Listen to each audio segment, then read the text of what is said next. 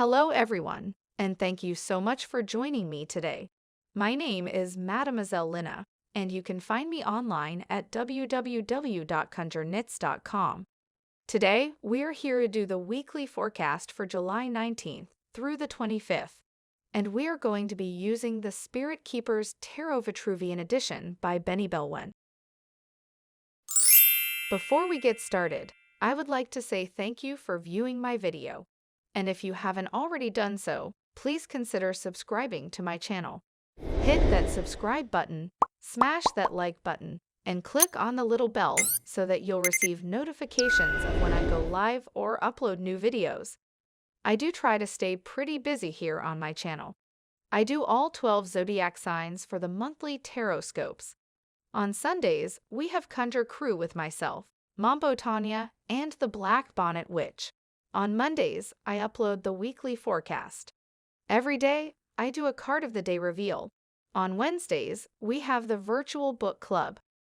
We are currently reading the Sword of Truth series by Terry Goodkind. It has been so much fun following Richard and Kaylin on their adventures, so you are definitely going to want to join us for that. I also pop on from time to time and do free readings, so make sure you get my notifications by clicking that little bell. Also, I do want to let you know that I will be teaching an Animal Speak workshop at the end of this month on July 29th, which just so happens to be my birthday. I will drop the link to the class in the description box below. Alright, I feel that I have rambled on long enough. So, without any further ado, let's go ahead and get started. Card number 1. What spirit will be most present this week? And we have the Chariot. An armored knight adorned with an 8-pointed star on the helmet. The seal of prophets steers a canopied chariot pulled by 2 sphinxes, dark and light, representing the Urim and Thummim. One sphinx has eyes for seeing the light. The other has only an open mouth for speaking the truth. The hind leg of the sphinx who speaks is crushing its own tail, symbolizing the self-inflicted pain of speaking your truth. Crescents on their headdresses are reminiscent of divination moon blocks. This is the primordial spirit and personification of free will. The chariot is the spirit that helps you create change. You have attained a certain mastery of knowledge, and now you must determine how you will use that knowledge to create change in the world around you. The spirit of the chariot is here giving momentum to your knowledge and intuition, so that the skills you have acquired can be used to drive you forward along your path. Key 7 appears to affirm that you have triumphed over your obstacles. The charioteer reminds you that you are in control of yourself. When the chariot card appears, you have arrived at a critical milestone and are in moment toward victory. Success will come to the one who refuses to stop fighting.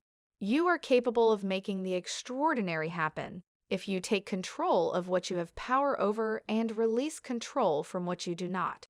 Let your faith be the chariot that drives you when you do not have the power to change your circumstances. Lux et Veritas, Light and Truth, a translation of the Urim and Thummim. In the journey toward the Godhead, free will must be steered by light and truth. The Sphinx to the left with eyes and no mouth can see the light, but cannot speak the truth. The Sphinx to the right with a mouth and no eyes cannot see the light, but can speak the truth. Its hind leg crushes its own tail, symbolizing the self-inflicted pain that can sometimes come from daring to speak one's truth. Card number 2. What is in my highest interest to make this week's priority? And we have the Priestess. This is Sophia, or wisdom personified. She guides you toward the deepening and broadening of your knowledge. The Priestess is the queen of the angels. This key marks the threshold into the sanctuary of Isis. When the Priestess appears to you, she instructs on the cultivation of your wisdom and intuition. The summation of choices you have made and the landscape of thoughts you have painted for yourself have taken you to the threshold of a particular path, and that path awaits you behind the veil of the Priestess. The sign of the pomegranate here portends fruitfulness. When you learn the teachings of this path, Yes, you are headed in the right direction. You are doing exactly what you need to cultivate the knowledge for success. The priestess now calls to you to advance that knowledge of your path and to read the literature of wisdom. Isis also means throne. The sanctuary of Ice is the throne room of your inner temple. This is the seat of the monarch, where you preside in majesty, and from where you command the architecture of your great work. When the priestess has called to you, your work to be endeavored upon now is one of esoteric knowledge, of mysteries that are known to only the few. Card number 3. What do I need to be mindful of and prepare for this week? And we have the burdened one. The spirit resident in this card is the carrier of sorrows. The burdened one is oppression we bring onto ourselves when we don't temper, or when we have acquiesced to others using us as their beasts of burden. The series of decisions you have made along the way have led up to this culminating point of unduly carrying the responsibility of others. Are the hands of spirit holding the rods to help you carry the weight of your load, or are the hands of spirit presenting the burden to you to test your strength, resolve, and perseverance? Is this a divine trial or divine assistance? The mystic rose at the center between the hands symbolize a secret, a mystery, indicating that you don't know everything. There are greater reasons for why you are where you are. There is purpose, and you are not yet privy to what that purpose is. The Ten of Scepters is the card of laborious tasks. By combining the cards from this week's forecast, I was able to come up with the I Ching of Zhen. Unexpected sharp turn.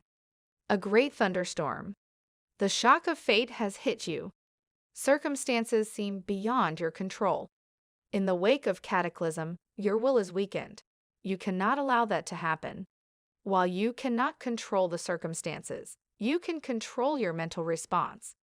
Learn to maintain your composure in the face of cataclysm. Do not be terrified by the thunder and lightning. The outcome is not as bad as you dreaded. Regain your inner strength. You must persist onward in your endeavor, in spite of blows. In time, you will fully recover what you have lost. It is still auspicious to go forth on your endeavor.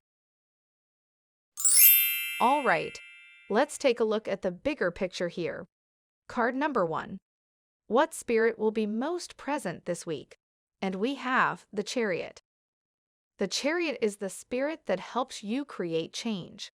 You have attained a certain mastery of knowledge, and now you must determine how you will use that knowledge to innovate.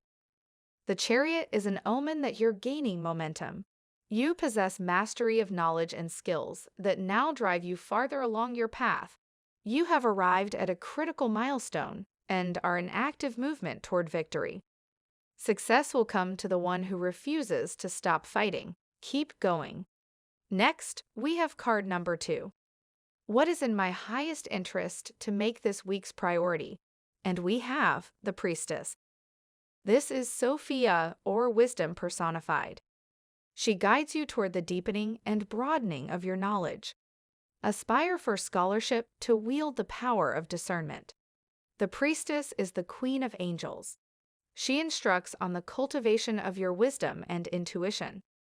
The summation of choices you have made and the landscape of thoughts you have painted for yourself have taken you to the threshold of a particular path, and now is the time to venture deeper, farther. Here is the wellspring of magic. Card number 3. What do I need to be mindful of and prepare for this week? And we get the burdened one. This is the card of oppression. Or is it really? It could be a test of strength and endurance. This is carrying a heavy load, whether that be mentally or physically is for you to determine. It also could be carrying the load of others around you. Are you taking on too many responsibilities?